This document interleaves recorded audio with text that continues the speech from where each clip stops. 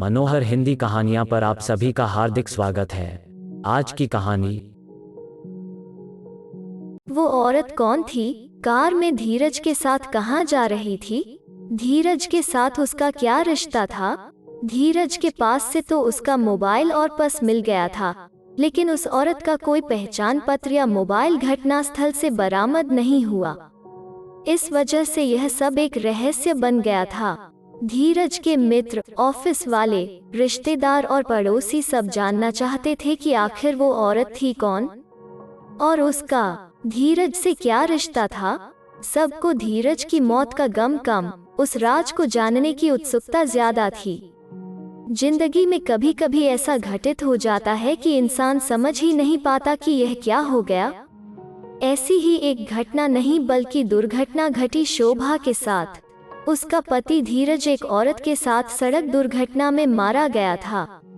Police ने अपनी खानापूर्ति कर दी। दोनों लाशों का पोस्टमार्टम हो गया। उस औरत की लाश को लेने कोई नहीं आया, सो उसका अंतिम संस्कार पुलिस द्वारा कर दिया गया। वो औरत शादीशुदा थी क्योंकि उसकी मांग में सिंदूर था। सवाल यह था कि वो गैरमर्द के साथ कार में क्यों थी? कार के कागजात के आधार पर पता चला कि वो कार धीरज के मित्र की थी। एक दिन पहले ही धीरज ने उससे यह कह कर ली थी कि वो एक जरूरी काम से चंडीगढ़ जा रहा है, लेकिन कार दुर्घटनाग्रस्त हुई दिल्ली आगरा यमुना एक्सप्रेसवे पर, यानी धीरज ने अपने मित्र से झूठ बोला। जब दुर्घटना की गुत्थी नहीं सुलझ सकी तो लोगों ने खुलकर कहना शुरू कर दिया कि उस औरत के साथ धीरज के अवैध रिश्ते रहे होंगे और वे दोनों मौजमस्ती के लिए निकले होंगे। लोगों की इस बेहुदा सोच पर शोभा खासी नाराज थी, लेकिन वो कर भी क्या सकती थी? किसी का मुंह वो बंद तो नहीं कर सकती थी। धीरज उसे बहुत प्यार करता था। शादी के 5 वर्षों में जब उन्हें संतान सुख नहीं मिला तब उन दोनों ने अपना मेडिकल चेकअप कराया। रिपोर्ट में पता चला कि वो मां नहीं बन सकती, जबकि धीरज पिता बनने के काबिल था। यह जानकर वो बहुत रोई और धीरज से बोली, तुम दूसरी शादी कर लो, मैं अपना जीवन काट लूंगी। शोभा, अगर कमी मुझ में होती तो क्या तुम मुझे छोड़कर दूसरी शादी कर लेती? कहते हुए धीरज ने उसे अपनी बाहों में भर लिया था। क्या उससे इतना प्यार करने वाला धीरज उसके साथ इस तरह बेवफाई कर सकता है? शोभा ने अपने मन को यह कहकर तसल्ली दी, हो सकता है उस औरत ने धीरज से लिफ्ट मांगी हो। लेकिन दिमाग में कुछ सवाल बिजली की तरह कौंध रहे थे कि धीरज ने अपने दोस्त से गाड़ी चंडीगढ़ जाने को कहकर ली, तो फिर वो आगरा जाने वाले यमुना एक्सप्रेसवे पर क्यों गया? मित्र से उसने झूठ क्यों बोला? आखिर वो जा कहाँ रहा था? और उसे भी कुछ बताकर नहीं गया, जबकि वो उसको छोटी से छोटी बात भी बताता था। कुछ बात तो जरूर है, तभी धीरज ने उससे अपने बाहर जाने की बात छिपाई थी। शोभा को दुखी और परेशान देखकर उसके पिता ने कहा, बेटी, जो होना था वो तो हो गया, तुम अब खुद को मजबूत करो और आर्थिक रूप से अपने पांवों पर खड़ी होने की कोशिश करो। धीरज की कोई सरकारी नौकरी तो थी नहीं कि जिसके आधार पर तुम्हें नौकरी या पेंशन मिलेगी। उसके कागजात देखो, शायद उसने कोई इंश्योरेंस पॉलिसी वगैरह कराई हो। उसके बैंक खातों को भी देखो, शायद तुम्हें कुछ आर्थिक मदद मिल सके। नहीं पापा, मुझे सब पता है, उन्होंने कोई पॉलिसी वगैरह नहीं कराई थी, न ही बैंक में कोई खास रकम है, क्योंकि उनकी नौकरी मामूली थी और वेतन भी कम था। कुछ बचता ही कहाँ था जो वे जमा करते। वे अपने माँ बाप की भी आर्थिक मदद करते थे। फिर भी बेटा, एक बार देख लो, हर इंसान अपने आने वाले वक्त के लिए करता है, और फिर धीरज जैसे समझदार इंसान ने भी कुछ न कुछ अवश्य किया होगा। दुखी मन से शोभा ने धीरज की अलमारी खोली। शायद उसके कागजात के साथ ही उसके साथ हुए हादसे का भी कोई सूत्र मिल जाए। अलमारी में बैंक की एक चेकबुक मिली और भारतीय जीवन बीमा निगम की एक डायरी मिली। उसने उसे जोश के साथ से खोला। पहले ही पृष्ठ पर लिखा था, जिंदगी के साथ भी, जिंदगी के बाद भी। कुछ पृष्ठों पर ऑफिस से संबंधित कार्यों का लेखा जोखा था। डायरी के बीच में एक मेडिकल स्टोर का पर्चा मिला जिसमें कुछ दवाइयाँ लिखी थीं। ये कौन सी दवाइयाँ थीं? खराब लिखावट की वजह से कुछ भी समझ नहीं आ रहा था। जिस तारीख का पर्चा था, शोभा को खासा याद था कि उसने उस दौरान कोई दवाई नहीं मंगाई थी। इसका मतलब धीरज ने अपने लिए दवा खरीदी थी। यह सोचकर वो भयभीत हो उठी कि कहीं धीरज किसी गंभीर बीमारी से पीड़ित तो नहीं था। उसने फौरन मेडिकल स्टोर जाने का फैसला लिया। वो मेडिकल स्टोर उसके घर से काफी दूर था, लेकिन वो वहां गई। मेडिकल स्टोर वाले ने पर्चे पर लिखी दवाएं तो बता दी, लेकिन दवाएं लेने कौन आया था वो न बता सका। दवाइयां दांतों की बीमारी से संबंधित थीं। उस दौरान धीरज को दांतों से संबंधित कोई समस्या नहीं थी। अगर थी भी तो वो अपने घर या ऑफिस के नजदीक के मेडिकल स्टोर से दवा लेता। इतनी दूर आने की क्या जरूरत थी? तो इसका मतलब साफ था कि धीरज ने किसी और के लिए दवाइयां खरीदी थीं। किसके लिए खरीदी थीं? यह जानने के लिए शोभा ने घर आकर धीरज का सामान फिर से टटोला। उसने उसकी डायरी दोबारा अच्छी तरह से चेक की। 15 अगस्त वाले पृष्ठ पर उसने लिखा था, आज आजादी का दिन मेरे लिए खास बन गया। आखिर 15 अगस्त को ऐसा क्या हुआ था जो उसके लिए खास बन गया था? इस बात का जिक्र नहीं था। उसने उसके मोबाइल पर भी एक चीज नोट की। उसने अपने मोबाइल के वॉलपेपर पर तिरंगे के साथ अपनी हंसती मुस्कुराती तस्वीर लगा रखी थी। तभी उसका मोबाइल बज उठा। बच्चे की खिलखिलाहट की रिंगटोन थी। यह सत्य था कि उसे बच्चों से बहुत प्यार था, इसलिए उसने बच्चे की खिलखिलाहट की रिंगटोन लगा रखी थी। लेकिन आज ध्यान से सुना तो बीच में कोई धीरे से बोल रहा था, पापा, बोलो पापा। यह सुनकर उसका माथा ठनका।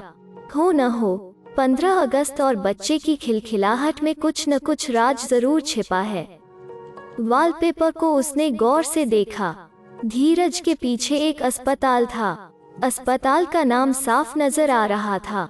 शायद उसने सेल्फी ली थी, यानी 15 अगस्त को धीरज उस अस्पताल के पास था। वो वहां क्यों गया था, यह जानने के लिए वो तुरंत उस अस्पताल के लिए चल पड़ी। वो भी काफी दूर था। वहां गई तो वास्तव में अस्पताल के बाहर तिरंगा लहरा रहा था। यह तो तय हो गया था कि धीरज ने सेल्फी यहीं ली थी। लेकिन वो यहाँ करने क्या आया था? अचानक उसके मस्तिष्क में बच्चे की खिलखिलाहट की रिंगटोन और पापा, बोलो पापा की ध्वनि बिजली की तरह कौंध गई और वो फौरन अस्पताल के अंदर चली गई। मैटरनिटी होम के रिसेप्शन पर जाकर उसने 15 अगस्त को जन्मे बच्चों की जानकारी चाही। पहले तो उसे मना कर दिया गया, लेकिन काफी रिक्वेस्ट करने पर बताया गया कि उस दिन 7 बच्चे हुए थे, जिनमें 4 लड़के और 3 लड़कियां थीं। उन बच्चों के पिता के नाम में धीरज का नाम नहीं था। 7 माओं के नाम उसने नोट कर लिए। अस्पताल के नियम के मुताबिक उसे उनके पते और मोबाइल नंबर नहीं दिए गए। घर आकर उसने धीरज के मोबाइल में उन नामों के आधार पर नंबर ढूंढे, लेकिन कोई नंबर नहीं मिला। एक नंबर जरूर एस नाम से सेव था। उसने उस नंबर पर फोन लगाया तो उधर से एक नारी स्वर गूंजा, कौन? जी, मैं बोल रही हूँ। कौन? तू सीमा बोल रही है क्या? यह सुनकर वो थोड़ा घबराए। आप मेरी बात तो सुनिए। अरे सीमा, क्या बात सुनूं तेरी? तू उस दिन शाम तक आने को कहकर गई थी और आज चौथा दिन है। तेरे बच्चे का रो रो कर बुरा हाल है। जल्दबाजी में तू अपना मोबाइल और पर्स भी यहीं भूल गई।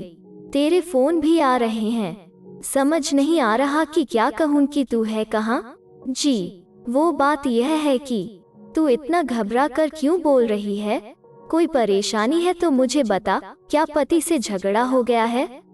जी, मैं सीमा नहीं, उसकी बहन शोभा बोल रही हूँ। शोभा? लेकिन सीमा ने कभी आपका जिक्र ही नहीं किया।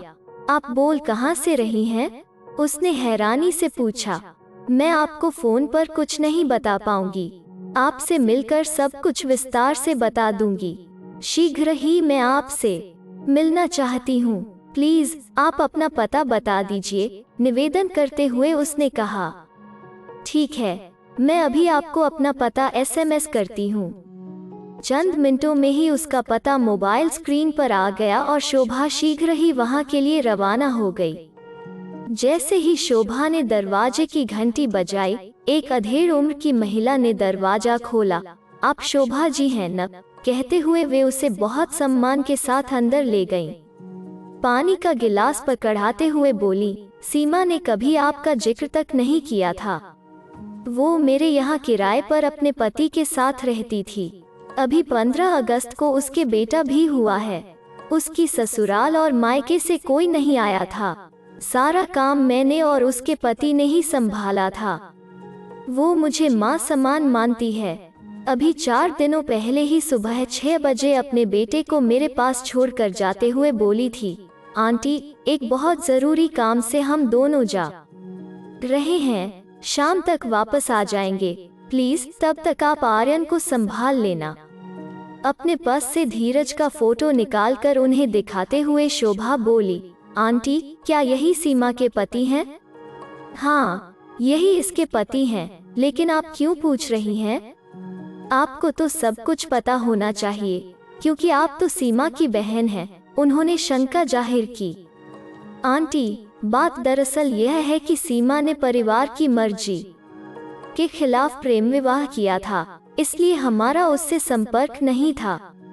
लेकिन अभी 4 दिनों पहले ही सीमा और उसके पति की एक कार एक्सीडेंट में मौत हो गई है। आखिरी समय में उसने पुलिस को हमारा पता और आपका मोबाइल नंबर बताया था। उसी के आधार पर मैं यहाँ आई हूँ। कहते हुए उसने अखबार की कटिंग जिसमें दुर्घटना के समाचार के साथ साथ सीमा और धीरज की तस्वीर थी, दिखा दी और फिर सुबक पड़ी। वे बुजुर्ग महिला भी रो पड़ी और सिसकते हुए बोली, अब आर्यन तो अनाथ हो गया। नहीं आंटी, आर्यन क्यों अनाथ हो गया? उसकी मौसी तो जिंदा है, मैं पालूंगी उसे। आखिर मौसी भी तो माँ ही होती है। हाँ शोभा, तुम ठीक कह रही हो। अब तुम ही संभालो नन्हे आर्यन को। कहते हुए वे अंदर से एक 7-8 माह के बच्चे को ले आईं जो हूबहू धीरज की फोटोकॉपी था। शोभा ने बच्चे को अपनी छाती से ऐसे चिपका लिया जैसे कोई उसे छीन न ले। वो जल्दी से जल्दी वहां से निकलना चाह रही थी। आंटी ने कहा, आप सीमा का कमरा खोलकर देख लो। बच्चे का जरूरी सामान तो अभी ले जाओ, बाकी सामान जब जी चाहे ले जाना। उसके बाद ही मैं कमरा किसी और को किराए पर दूंगी। उसने सीमा का कमरा खोला। कमरे में खास सामान नहीं था, बस जरूरी सामान था। बच्चे का सामान और सीमा का पर्स व मोबाइल लेकर वो आंटी को फिर आने को कहकर घर चल पड़ी। सारे रास्ते सोचती रही कि धीरज ने उसके साथ कितना बड़ा धोखा किया। दूसरी शादी रचा ली और बच्चा तक पैदा कर लिया। जब खुद उसने दूसरी शादी के लिए कहा था तब कितनी वफादारी दिखा रहा था। ऐसे दोहरे व्यक्तित्व वाले इंसान के प्रति उसका मन घृणा से भर गया। घर आकर उसने सबसे पहले सीमा का पर्स चेक किया। पर्स में थोड़े बहुत रुपए, दांतों के डॉक्टर का पर्चा और थोड़ा बहुत कॉस्मेटिक का सामान था। पैन कार्ड और आधार कार्ड से पता चला कि सीमा धीरज के ही शहर की थी। इसका मतलब धीरज शादी के पहले से ही सीमा को जानता था और उसका प्रेम प्रसंग काफी पुराना था। फिर उसने सीमा का मोबाइल चेक किया। वॉलपेपर पर सीमा, धीरज और बच्चे का फोटो लगा था। व्हाट्सएप पर काफी मैसेज थे जो डिलीट नहीं किए गए थे। सीमा, इतने सालों बाद तुम मुझे मेट्रो में मिली। मुझे अच्छा लगा, लेकिन यह जानकर दुख हुआ कि तुम्हारा पति से तलाक हो चुका है। नहीं, मैं तुम्हारे घर नहीं आऊंगा क्योंकि अब मैं शादीशुदा हूँ और अपनी पत्नी से बहुत प्यार करता हूँ। वैसे भी तुम अकेली रहती हो। मुझे देखकर तुम्हारी मकान मालकिन आंटी क्या सोचेंगी? तुमने आंटी को अपना परिचय मेरे पति के रूप में दिया, यह मुझे अच्छा नहीं लगा। हमारे बीच जो कुछ क्षणिक आवेश में हुआ, उसके लिए मैं तुमसे माफी चाहता हूँ और अब मैं तुमसे कभी नहीं मिलूंगा। क्या मैं पिता बनने वाला हूँ? सीमा, प्लीज जिद छोड़ दो। मैं शोभा को तलाक नहीं दे सकता। मैं उसे सच्चाई बता दूंगा, वो स्वीकार कर लेगी। उसका दिल बहुत बड़ा है। हम सब साथ रहेंगे। हमारे बच्चे को दो दो माँओं का प्यार मिलेगा। सीमा, मुझे अपने बच्चे से मिलने दो, उसके बिना मैं मर जाऊंगा। इसके अलावा औरों के भी मैसेज थे। तभी अचानक सीमा के मोबाइल की घंटी बजी। उसने तुरंत रिसीव किया। कौन? कौन की बच्ची? इतने दिनों से फोन लगा रही हूँ। हर बार तेरी खड़ूस आंटी उठाती है और कहती है कि तू अभी तक वापस नहीं आई। क्या बात है? मथुरा में शादी करके वहीं से हनीमून मनाने भी निकल गई। शोभा चुप रही। बस हूँ कहा। अच्छा, व्यस्त है हनीमून में। वैसे सीमा, यह ठीक ही रहा, वरना धीरज तो तुझे अपने घर में अपनी बीवी की नौकरानी बना कर रख देता। तेरा बच्चा भी तेरा अपना नहीं रहता। बच्चे से न मिलने देने की धमकी सुन करा गया न लाइन पर। मेरा ये आइडिया कामयाब रहा। अब मंदिर में तूने शादी तो कर ली है, लेकिन ऐसी शादी कोई नहीं मानेगा। इसलिए बच्चे को ढाल बनाकर जल्दी से जल्दी धीरज को अपनी बीवी से तलाक के लिए राजी कर। हाँ हाँ, शोभा ने अटकते स्वर में कहा। हाँ हाँ मत कर, पार्टी की तैयारी शुरू कर। मैं अगले हफ्ते ही दिल्ली आ रही हूँ ऑफिस के काम से। ठीक है, कहते हुए शोभा ने फोन काट दिया। धीरज के प्रति उसके मन में जो गलत भाव आ गए थे, वे एक पल में धुल गए। सच में धीरज ने एक पति होने के नाते उसे पूरा मान सम्मान और प्रेम दिया। वो धीरज पर गौरवान्वित हो उठी। धीरज की निशानी नन्हे आर्यन को पाकर उसका तन मन महक उठा। उसने उसे कसकर सीने से लगा लिया और बरसों से सहेजा ममता का खजाना उस पर लुटा दिया। उसके अनुभवी पिता ने सत्य ही कहा था कि धीरज जैसे समझदार इंसान ने भविष्य के लिए कुछ न कुछ जरूर किया होगा।